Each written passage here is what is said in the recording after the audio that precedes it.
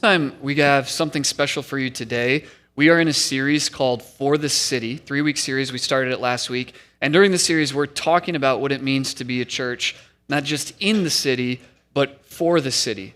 Part of our vision at Center Church is to be a community, a people of God who serve the mission of God. And we believe that when we do that, it makes Kansas City a greater city for all people.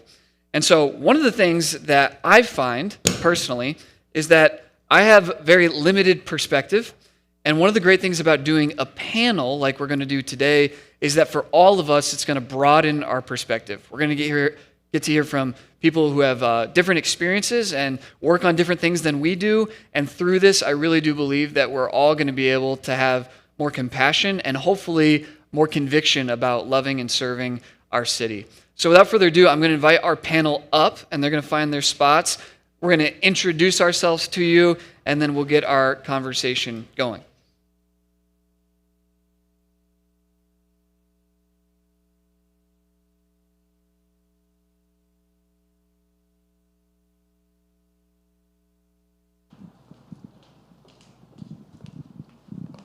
So I'm going to let each of us introduce ourselves. Like I said, if we haven't got to meet before, my name is Miguel, and I serve as pastor here at Center Church.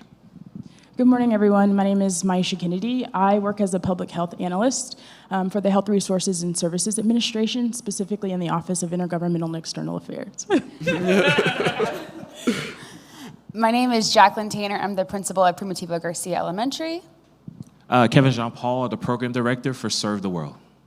Absolutely. One of the things that first inspired us to try this panel was actually we were on summer retreat. We were doing summer retreat as a church, and I was in a conversation with Maisha, talking to her about like things that help in the city. And then I was talking to Kevin at the same time, and then I heard them talk, and Kevin works so much on the local side, Maisha works so much on the federal side, and I felt like within like 3 minutes, I learned so much about how things work and why sometimes it can feel difficult to help, and some things that may help us to help more. And then I just want to say about Principal Tanner is that we've now worked and partnered with Primitivo for 3 years, and I just so admire the culture that you've created at the school and the way that you serve the students. It really is inspiring, and so I'm just thankful to be here with you guys. I respect you all so much, and thank you for lending your voice.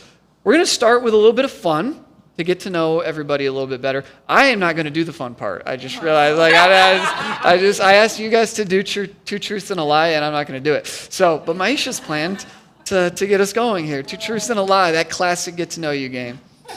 All right. So introducing myself, I was born and raised in Kansas City, Missouri. I graduated from the University of Kansas School of Medicine, and I have 7 nephews and nieces. What do you think? What's that? She didn't tell a lie, is that what you said? Oh, she told one. Okay, yeah. Yeah, go for it. I was not. Yeah, I was not born and raised in Kansas City, Missouri. I was born and raised in Kansas. Kansas City, Kansas. It's a different thing. The first thing we're learning today, yeah. Okay, so I'm the oldest of 7. I was bitten by a shark. And what was my other one? These are good ones so far, man. My mom had me as a teenager. I'm going to go, well, I got one. What, anybody got one? I think I know the lie. That's the lie. But if you look at my knee, it's pretty intense. That's what I tell the kids. That's good. I asked my think tank to help me with this. My 4 and 6-year-old. My favorite cup is my Stanley Cup. I've written and produced a few screenplays, and this week I finally gave in, and we're getting a dog. Ooh. You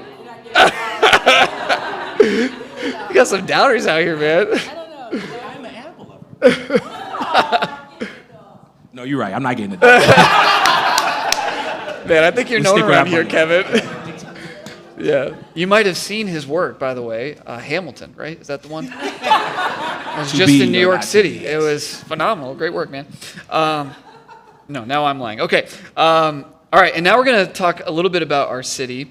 And if you could talk, and we'll keep going in this order if that works.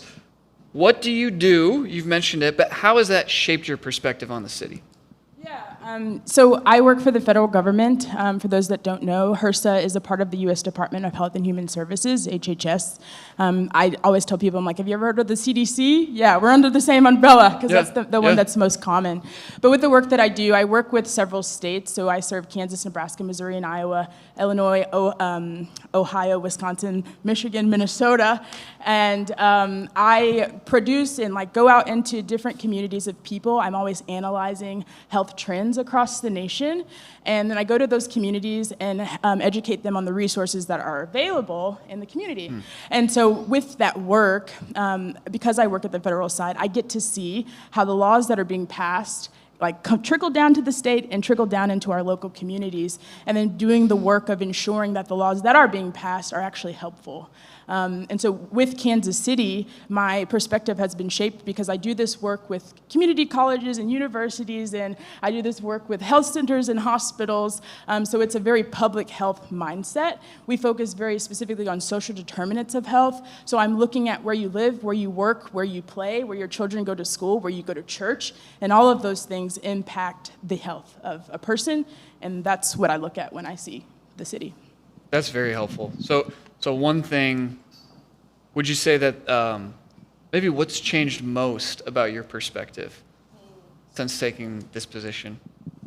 I think the understanding of, I didn't have a lot of knowledge on how the federal government was impacting. I mean, I know that laws get passed and things happen. But I think it wasn't until I really got into the work that I see the statutory, authorities that are given from Congress. They pass these laws, budgets are created, and then those budgets are matriculated down from the state into the local community sometimes, right? I think that is the thing that I have learned, right? How we think the law works and how we think the federal government works, it doesn't always work that way. And that's unfortunate, yeah. Hopefully I don't get fired. No, that's helpful. I do think there's probably a lot of people who feel that tension, why isn't there more resources or things like that? And So a lot of that money gets stuck at the state, and it's up to the state. Federally, the federal government will fund a lot of money to the states. There are also grants that you can apply to from the federal government, as an organization or an individual. But if the state decides, we're going to keep this money, then they keep the money, and it doesn't always get matriculated down. And I think that's a really big issue that we run into with the stakeholders that I work with. Principal Tanner, same question to you. Yeah, what do you do, and then how has it shaped your perspective on the city? So as a school principal, I get to wear many hats. And so I always think of things of teaching and learning as my scope. But when I think about just our community and how it shaped my perspective, I think of opportunity. I have been afforded opportunity. A lot of you guys have been afforded opportunity to just go through school, learning, higher learning. And so when I think about my students, a lot of the time I think about the whole child. And I think the same thing for the grown-up. We're not just teaching the core subjects. We have to teach them how to sit, how to work in groups, how to be a teammate. And similarly, what we're doing a lot of the time is doing that parent education too. And that helps me have grace when I'm getting yelled at sometimes. I could be this as well if I haven't had that opportunity to learn. So what I see a lot of the times is a front. I see learning opportunities from grown-ups specifically where I'm like, okay, this is, for me, I have to check myself sometimes and tell myself, this is a learning opportunity. The way that I respond is super critical within this moment. And I'm a person, I'm gonna check you on the other. And all right, you done yelled at me, I got you, we're working together, and then I'm gonna let you know, but that's not how we're gonna work next time. We care about each other and we're a team.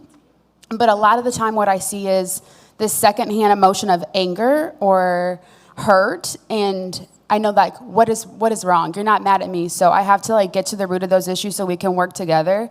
And so I see that a lot of the time within our kids or our grown-ups, and trying to figure out what we can do, whether it is wraparound services or it's just having to teach how to respond, coping skills, things like that. I think we're working really diligently with grown-ups and kids to just provide learning opportunities and do that with grace and accountability and trying to find a balance between the both. That's awesome. And what is a wraparound service for somebody who might not know? So wraparound services could include anything from mental health to basic needs, It's just really diverse services based on the individual, so whatever they need to Sure. support. Thank you. Yeah, so Serve the World, we do a lot of things. Definitely working with the school. So we partner with school districts in the Southland. Currently, right now, we're with Center School District, Raytown School Districts, and also talking to Hickman Mill. So our focus is really, is a lot of focuses, but our main one is that to end student homelessness. So a family comes in, the school identifies where they are. We call them McKinney-Vento students on the federal level. And then we do our assessment, we vet them, and we connect them with community partners to remove the barriers that they have. Also, we provide direct resources, utility rent assistance, transportation support, counseling, all these things that give them the wraparound services as well. But also on the other front, we work with those school districts to understand that if this institution is strong, then everyone benefits. So particularly in Raytown, we're working with the Chamber of Commerce, we're working with the mayors, we're working with city councilmen, understanding of that we need to focus on this institution because your businesses will flourish or your property values will go up, so on and so forth. So for us, we provide wraparound services for the family, but also we're focusing on the key institution, which is a school. Since I've been in this position 4.5 years, things that I've noticed is that the easy fixes don't really work. You know, the two extremes we have right now, one extreme is that let's put a chainsaw to everything, get everything, cut all the safety net services because there's too much fraud. That doesn't work. Or the other side of it is that they just throw all the money at it, and if you just throw more money at it, then it's actually going to be solved. Like, that doesn't work. You know, so the perspective of going in the ground level understanding, it has to be reformation, but at the same time, we have to be realistic that we need these safety net services. So I think that's the biggest thing. Not the easy fixes don't really work. Amen to that. Yeah. And I appreciate your perspective. I think sometimes we can feel something's not working, but maybe don't have the language or the perspective that you guys have to see here's where some of the breakdown is and why that's helpful for somebody like me is I just think, well, maybe we can be a part of the solutions if we really understand the problems better. So really grateful for those. We're going to go to our next question. What is something you like or appreciate about this city in particular? Yeah, so Kansas City, Missouri is actually one of my favorite states. I try not to say that too much with the other stakeholders, but it is because they do a lot of work together. I think that's a main issue, and we'll kind of probably get into some strategies later on. But Missouri does that really well of working together. I also think that if you would have told me when I was a child that Kansas City would be a hub, I would never have believed you. There's so many resources that are coming into the city, and I think that that's wonderful for the city, for the economy, for schools, because there are tax dollars coming into the community. I also think that that goes into a little bit of a challenge, but yeah, I would say that. I think my favorite thing is that Kansas City operates like a family, despite the misconceptions that we see on the news and everything else. Overall, most people want to do the right thing. Most people help each other out, and I can go ask for a cup of sugar, or I can do whatever I need to do, and people do care and want to help. Yeah. I think for me, probably the tractor trailers on 291. I'm from Miami, Florida, so we're landlocked for 2-3 hours. The fact that I could drive 30 minutes and be in Archie or Harrisonville is amazing to me. Yeah. And when I first moved here, I was like, why is this tractor trailer holding up traffic? It's backed up. Now I was just do your thing, bro. This is amazing. So the change of pace for me, I'm loving now. I can't stand the traffic back home. So yeah, that's why I probably love Kansas City the most. The dichotomy between rural, city, and the fact that we have churches in all aspects of the area is amazing. So I appreciate change of pace. Absolutely. Yeah. Because we have the South Kansas City campus might still be considered urban or maybe urban sub, whatever you'd call that. But then just 30 minutes south of that is a truly rural campus. And that's kind of mind-boggling. Yeah. So that's really cool. What challenges are you seeing in our city? Yeah, this one's going to be a long one for Yeah. me. Buckle So up. when I talk about, the development that's occurring here in the city, that's a really great thing. I think the issue is when we talk about gentrification, there are pros and cons to that happening, right? So tax dollars, buildings, new buildings, new economy, new people coming in, but they're pushing out the people who were living here before and making the city unaffordable. And so I think that the main challenge, I'm gonna umbrella it, and then I'll do some bullet points and tell me if I need to stop talking. I'm excited. But I'm going to umbrella it as the biggest challenge of poverty Poverty is a really big issue here in the city. I do a lot of work with, like I said again, the local community organizations, and they do something called community needs assessments, community health needs assessments. It's something that happens every 3 years. They are taking qualitative and quantitative data, so people's opinions and like the numbers behind those opinions, and then they're putting this, I'm gonna say, report together of issues in the city. And so under that umbrella of poverty, we went into health access. People don't have access. If they don't have insurance, regardless of what they tell you, you're going to be treated differently when you're going to the hospital, Sure. right? We seen some things last year where hospitals were discharging people who were experiencing homelessness, busing them to rural areas of the city, right? But none of the state officials wanted to admit that that was something that was happening. But I seen it happening because I'm going to the health departments and they're telling me, Maisha, a bunch of people just showed up at our door. And I'm like, Right. oh my gosh, that's crazy. Yeah. So health access is an issue of the city. I think with that education, when we're talking about resources that are being poured into, if there are big businesses and resources that are being poured into, they're also being poured into the schools. The issue with that is when you're not in those areas where the resources are, you're in the other side. Like if we're talking east of Troost, that's a totally different Kansas City, right? So there is a disparity there. People don't have access to quality education. And I think that teachers, they do a wonderful job. In the education system, they do a wonderful job. But you also can't do what you don't have, right? If you don't have the resources, it's really difficult to provide good opportunities for students. And if I'm wrong, let me know. Yeah. But I also think that income is an issue of the city. When we talk about poverty, living wages, I think the median wage for Kansas City is about $67,000. The livable wage for a family of four is $114. That's a really big difference, right? For like accessing federal resources, you have to be at about 100% or below of the poverty level. The poverty level for a single person is $15,000 living here in the city. For a family of four, it's $31,000. So we went from a livable wage of $114 to $31,000 Wow. for a family of four, and that's a Wow. family of four. And I'm not including taxes, right? That's Wow. $31,000 annually before taxes are taken out of. So there are a lot of issues that come with that as well. And then I'm gonna divert and I'll say that childcare is also surprisingly an issue of the city. Not only we need childcare workers, people who are doing the job of childcare, but then a childcare affordability.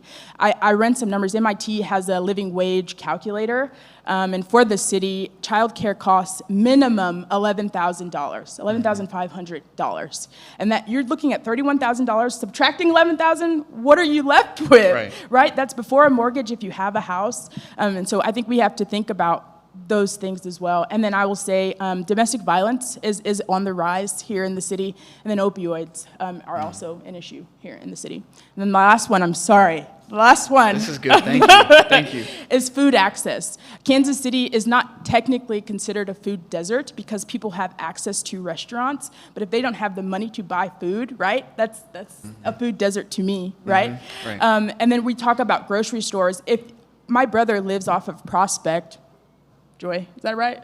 Somewhere close to there. I'm not really good with directions, but he lives a street over from Prospect, and he has a gas station by his house that serves, like chips and like really to-go foods. But we're not talking about fresh fruit. We're not talking about fresh vegetables. And then there are grocery stores that are closing in the city, and that leaves gaps for people not to have access. And if you talk about the issue of transportation, if you don't have a car, where are you going to the grocery store? Right? And then the city of Kansas City is wanting to like reintroduce paying to get on the bus. If that's something that passes in October, that's an issue when you're talking about $31,000. Wow. So yes, I echo everything she said, but I also wanted to think about it in my realm. So what we see a lot of the times is this young children idolizing people, like the people that they like, music, whatever else, and unfortunately a lot of it is violence. And so there's a system issue, I think, when you think about it at large, where we could do better with the school systems, we know that, the neighborhood systems as well. And so I think it's multifaceted, but I do think that we have to think about our kids, what we're doing, and then the role models, the family structure. And so it's really challenging because within an elementary school, we baby the kids. And I know that's not going to be able to matriculate as well when they get into middle school, and that's tough because there's way more kids. But they leave us, and we see a lot of the kids change. And yes, they're going to change and evolve, but one of the things I'm seeing is, and I just had, as I mentor kids, some of my kids are getting into some big trouble. And one, sometimes they feel like they have to, and that could be like that poverty issue of like, you gotta live, you have to eat, and you're gonna do that by any means, and I understand that. But so I'm thinking of like that teaching and learning aspect too, thinking about family structure of like, if my mom is not home because she's working, who's there to monitor me? And I don't know about y'all, but as a kid, why I followed the rules, my mom was really strict, but I know my sister wouldn't have. Right. She was the second one, you know what I mean? And so there's that. Hey. You know how the second kid goes or whatever else. But you know what I'm saying? Not everyone's going to follow the rules and do what they're supposed to do when they're not being supervised, especially because they're still a child. Right. And so I see that a lot. We've had issues where like groups of kids come to different spots, and I know this because I was looking at the videos in our parking lot, but basically our parking lot was like this party hub with drinking, smoking, whatever else, and these are babies, right? Yeah. They don't, I mean, they know better, but they don't know better because Right. they don't know everything, and I Right. think they do, right? And so trying to teach them in a way where we can gain trust and respect, but also try to model and provide them with the support has been very difficult. And I see that across the city when you do watch the news and we do see violence. I think so many times we've had so many missed learning opportunities. Not every school is great. Not every educator is the perfect person. And I think that we see that a lot of the times we miss kids. And that hurts my heart because I know that that one opportunity or that one interaction could get kids not to care about the system, their education anymore. So I see that a lot of the time, that hurt and kids just doing whatever they got to do. For sure, I concur. I mean, it's so many things I could think of. It's two things I would talk about. Far as there's 14,000 nonprofits in Kansas City, and it's a lot of great philanthropy work that happens in Kansas City, but not a lot of collaboration, a lot of duplication of services that's there. So I think just fostering the spirit of collaboration, we all could work together is something that Kansas City needs desperately, and that kind of feeds into the fact of just our state, county, and city officials working together. I don't know if you guys noticed, but they all beefing with each other all the time. No matter what administration it is, whether it's, is it Mayor Lucas or Frank White or the governor, whomever it is, it's not like collaboration where it doesn't make sense where a state, as we are, where obviously the two predominant cities are St. Louis and Kansas City, aren't in greater collaboration with the state, which is they have more of a rural mindset, a rural perspective of rural towns. Like everyone's affected when they're not collaborating, the rural and the city. And also, I would say on a wider level for us, we work with a lot of first-tier suburbs. If you guys are not familiar with first-tier suburbs are, it's suburbs who were immediately built after 1945. Like you could just drive past them and see them, whether it's Fairway, Raytown, or Grandview. And a lot of these cities are crumbling just for the idea that the way they were structured for a certain tax base, and when those tax bases left in the 70s because of busing, because of other things, they moved to the Blue Springs or the Overland Park or the Lenexes or whatever. I know a lot of us can raise our hands and say how many families we knew who used to live in Raytown back in the day. A lot of us, right? So those cities, you have the infrastructure which is crumbling, but also the people who are moving those areas can't support it with their lack of tax base. And the reason why that's important because when they move to places where we are in South Kansas City, there's no busing, there is no food, there is no infrastructure to support them because these areas were initially suburbs. They're not built for them. So you have that flip that's happening of those who are wealthy going to the city and those who are going to these older suburbs who have a lack of transportation or infrastructure there, which for me, it's just going to breed more violence. It's going to breed more those things is because it's just they don't have the resources that's out there to help individuals to change their perspective and mentality. I end with this. I remember when I was in Chicago, and it's not the same. I remember I was talking to a city official, and it was like, Southside Chicago, which we hear a lot that's on the crime and everything like that. He said, look, the landmass of Chicago, of Southside Chicago, is a landmass of a dime, but the population is the size of a quarter. You see, if you put a quarter of a population on the landmass of a dime, you're going to have issues. I was like, you're right. I got 7 siblings. I know I was growing up with them. I was fighting in the house. So those are the things for me, the lack of collaboration and also the fact of understanding the swap that's happening, and is going to be influx in those first-tier suburbs on the Kansas and Missouri side that we're not paying attention to, which is going to exasperate. So for me, that's Absolutely. something I could think of. Absolutely. And you already touched a little bit on some solutions that I'm interested in when you talk about collaboration, but what are some strategies you think, strategies that are helping, or strategies that could help with our city? I concur, Kevin.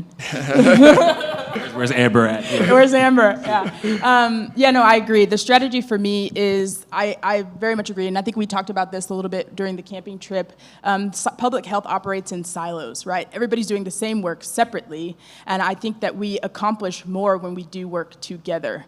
It increases capacity. I do a lot of grants workshops for my job, and I go to a lot of rural places in the states that I serve, and the number one thing that I encourage them to do is to build a network, a consortium. You've got people who are like-minded, wanting to do the same mission. Why? Because it increases your sustainability, right? It increases your capacity. When we're looking at federal, resources, what we're looking for is people that can continue the work when the money runs out. Right? I don't think that we are a solution. The federal government is not a solution, but we can help get you started, right?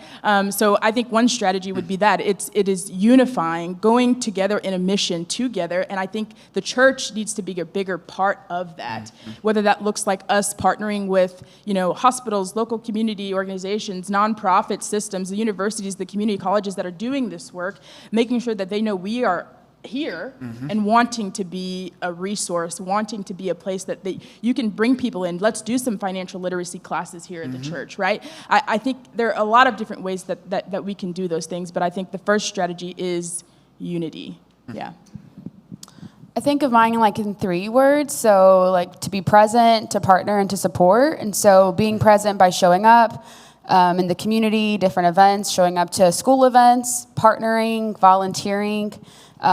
We do stuff like lunch buddies where we have 30 minutes once a week where you can volunteer, or different things like that. But Rita Pearson says that every kid needs a champion, and even our hard kids need a champion. And I usually take them on with intention, knowing that it's going to help in the long run, and it has, because when someone is really upset, are you going to listen to someone I don't like? And it's very hard to learn from someone you don't like.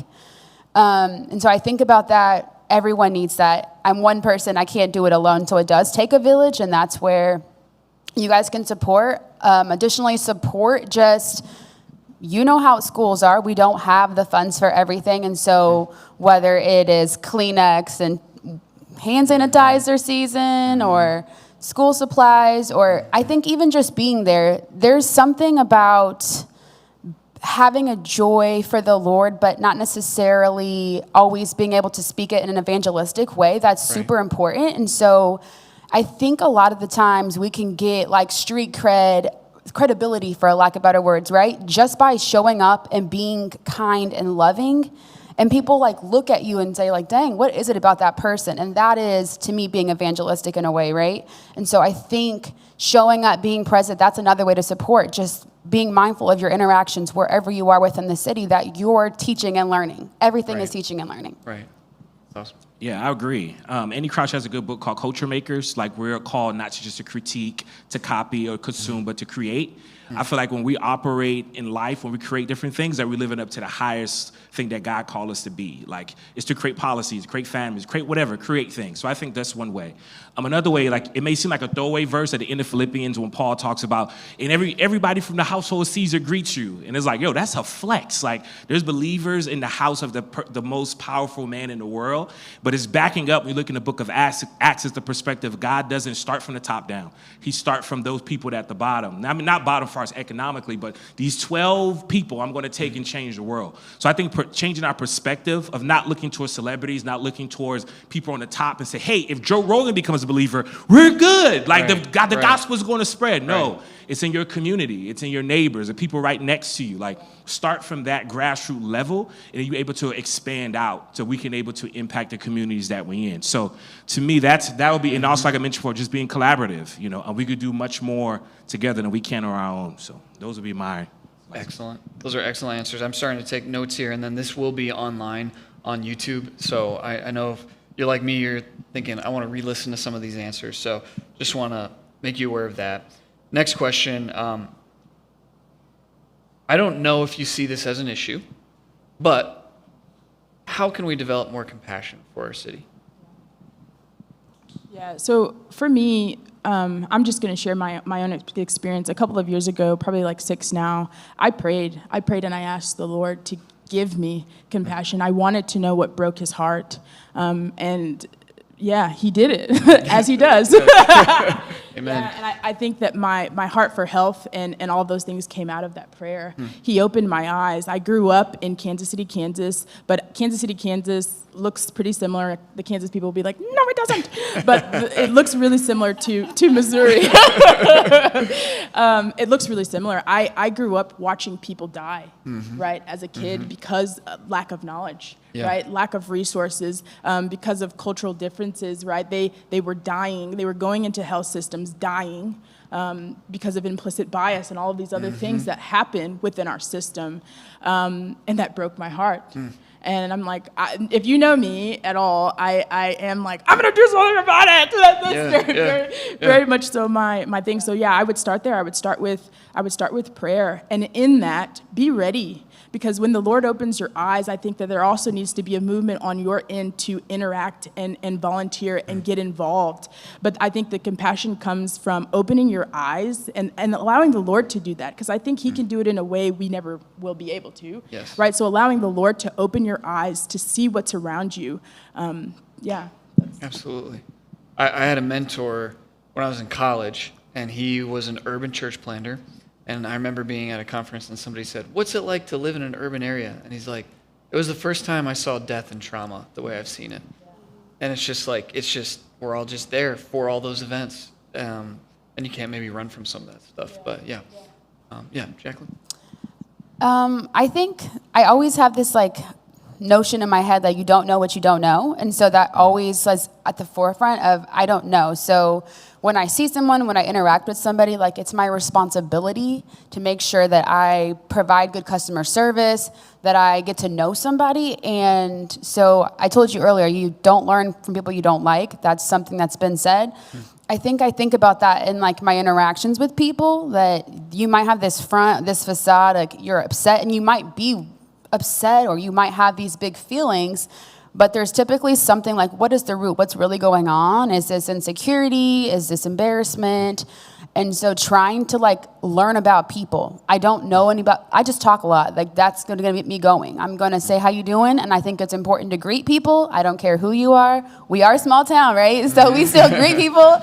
And so I think starting there and then getting to know people, I think that helps me a lot. There's a way that I circle back with people and I'm able to hold them accountable because I've built that relationship, trust, and it didn't just happen. It's not always easy. And my push for everybody is I have a quiet husband.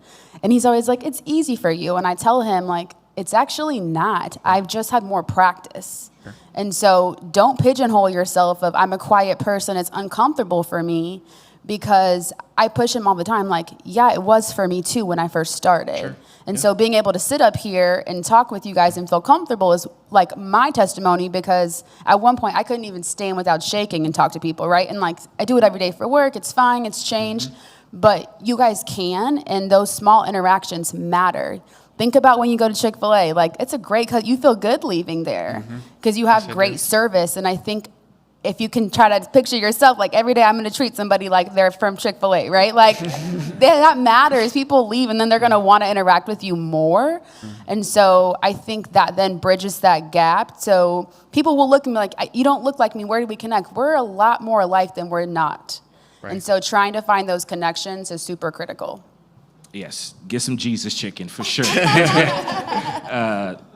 For me, it would be for me, like exactly what you said as well. Like I remember I used to work at Whole Foods, and it was a period of my life where I became very recluse. You could believe it or not. And I remember going to Whole Foods and saying, I'm going to speak to somebody here today. And I remember just saying, people like people who are like them. So if we can find things that's in common, I'm just going to find one thing. And I remember this lady named Deborah. Like we connected on. Shout out to Deborah if she's watching. It's probably not.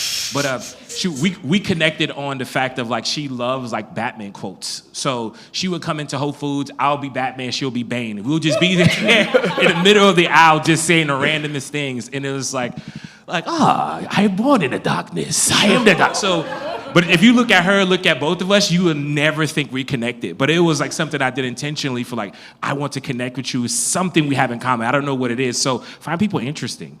Find people interesting enough to find one thing about them. And also, I think turn off social media, man. Like, I would say turn off. That's not realistic. Like fast one day of social media. Realize social media algorithms are so intelligent. It's built for us to hate each other, and because that's what's going to arouse something from us. It was 2019 was an MIT study that says that hate travels 6 times faster than good things. So if they know that's how the algorithm is built, that's going to get a click, that's going to get a reaction. I'm going to keep feeding you that. So that divides us even more. So fast away from social media and be intentional going out just talking to people like Deborah. You'll be surprised. So that will be my solution. Good. Really good. How can people get more involved? So federally, it's kind of difficult. But what I would say is, we talked about this before church, like literally pick up a rock and throw it somewhere. And there is an organization doing some work that you can be a part of. There are a lot of nonprofits in the city. And when you do pray that prayer, because I hope that you all do, right? Just like, Lord, how can I support this city? And if you have a passion for kids, there are organizations doing that work. Youth Guidance, they're in a lot of schools here. You can volunteer at Primitiva Garcia. You can also, if you have a heart for people who are experiencing homelessness, Shelter KC is a really great resource. If you wanting to do work on the streets and you care about healthcare, I know we have some medical students. I seen her last week. What's up, girl?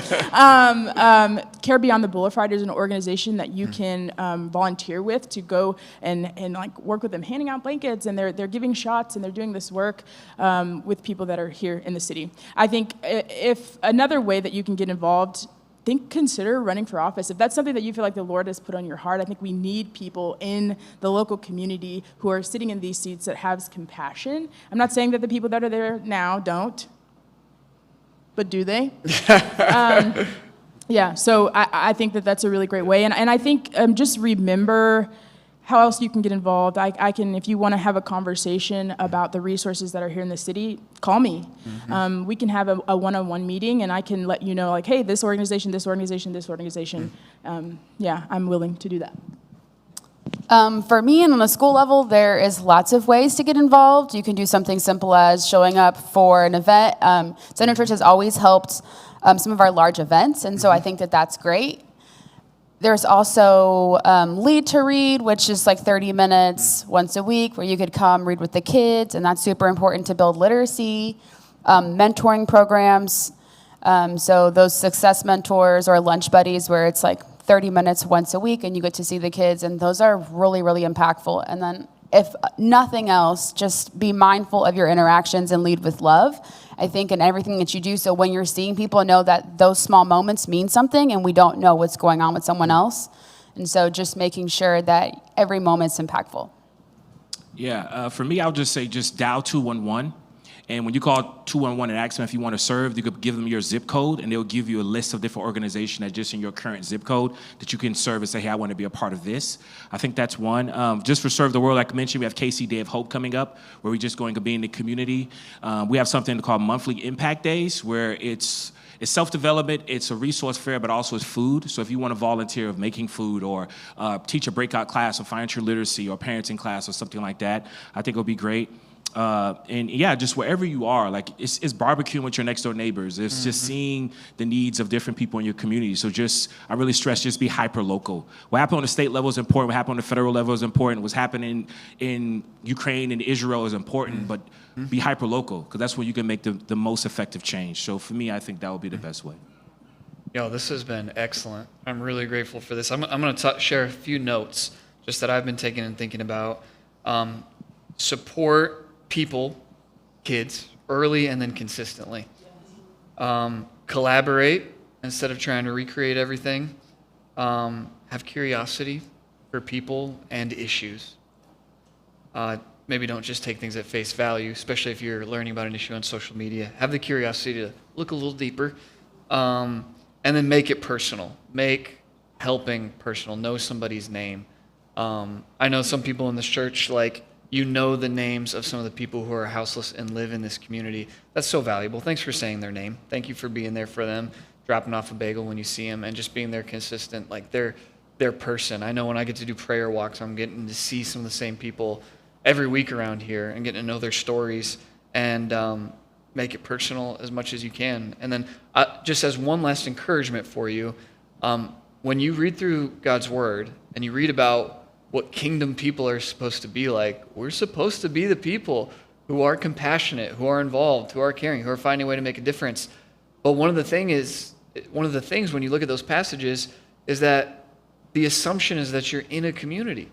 You cannot do everything the Bible says we should do for our city alone. If you try, you will kill yourself. But if you're a part of a community, you can start to find ways to make it happen. And we're totally comfortable starting small and finding a way and building onto it. One cool thing, I didn't even know about the mentorship thing. That sounds awesome. We want to do that. And just learning more and partnering more, we're going to find a way. I'll say it, hopefully it's a cliche around here now, but we overestimate a year and underestimate a decade. Be here for the long term, and let's see what we can do as we build and build and build and find ways to serve and help our community. So truly, this was amazing. You guys, I'm just so grateful for it. Can we give our panel a round of applause for all that they do and all that they've said? And then we're going to seal this time with a word of prayer. So Lord, I thank you so much for the opportunities we have. Thank you for the way that you care about the city, the way that you care about people. You make it personal every single time. And where we get overwhelmed or where we get distracted or scattered, Lord, you are that consistent presence in our life to give us focus and hope and purpose. And God, I pray for each and every one of us that's here today that we would live into that purpose, that peace, and that focus. And God, I just want to celebrate already all that you've done and all that you will do. And it's a joy to serve, God. Thank you for inviting us into that. And in your name we pray, Jesus, and we say, amen. Amen. Friends, we're going to close out this series next week with a sermon called Gospel Neighboring. We're going to talk about how we can neighbor better and how neighborhoods can make the difference. So that'll be the wrap-up of this series. I do want to remind you, if you are newer here and you'd like to hang out with us for lunch, we'll have welcome lunch there at that back table after service. And with that, you are dismissed.